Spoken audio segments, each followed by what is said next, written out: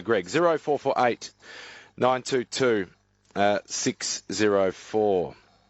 So the changes are on their way. So one of the proposed changes is the abolition of group voting tickets. Here is the Premier explaining why. We didn't know at the state election that a member would be elected with 98 votes. We didn't know that before the state election. Obviously that needs to be fixed.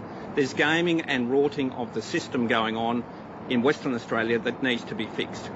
Now, the man elected with 98 votes for the Daylight Saving Party in the Mining and Pastoral Upper House region is Wilson Tucker. Good afternoon to you. G'day, Andrew. How are you? Good, thank you. To use the Premier's words there, do you accept that you gamed and rorted the system to get elected? Look, we certainly use a system that is in play today. I'm not here to defend group voting tickets. I think it is unfortunate that the conversation with group voting tickets is being mixed up with the conversation about one vote, one value in the regions. So these recommendations will result in less representation and voices in country WA by focusing the representation in those metro areas.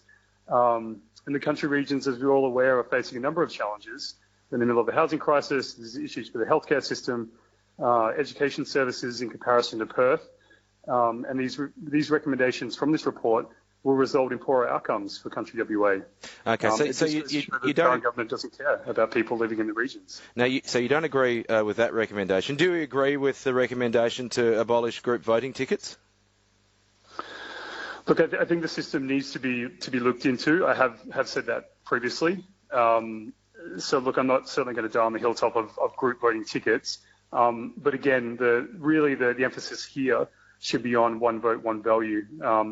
And first and foremost, as a mining and pastoral member, I do care about the regions, and these recommendations are really going to result in poorer outcomes for country WA. So, given that you will have very little chance of getting re-elected, given these new rules, how do you spend your next 3.5 years? Do you focus? Is it a waste, or what do you focus on?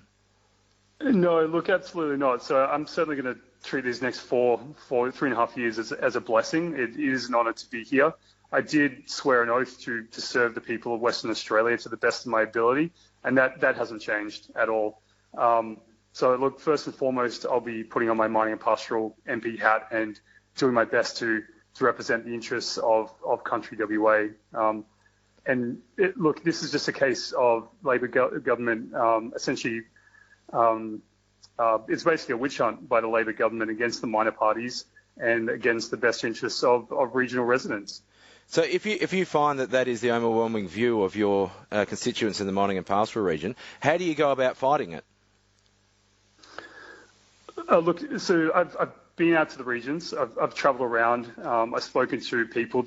As I said, there are a number of issues out there facing people living in the bush, but no one has come to me and said that they want less representation in Parliament.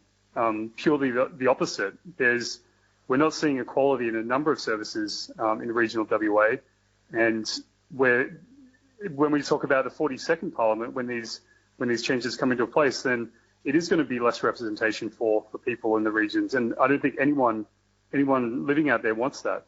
Absolutely not. It'll basically be MPs living in the city who don't understand the regions very well, dictating terms.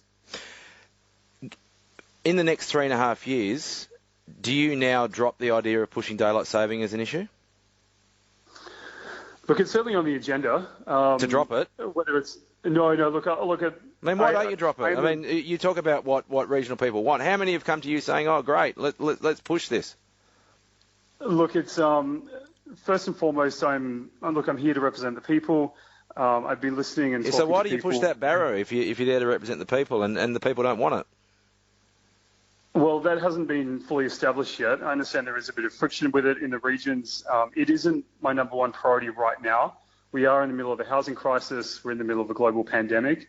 And these are the things that are keeping me up at night currently. The issue of daylight saving, I will approach it when the time is appropriate. Potentially drop it, who knows, but it's on the back burner. Currently still on the agenda. We'll see how we go. Okay, and just finally, do you concede that this is it? This is your one and only chance now? Look, it looks very unlikely. It's always been difficult for minor parties in WA, and this is basically diversity in the upper house is, as I've always said, is a good thing.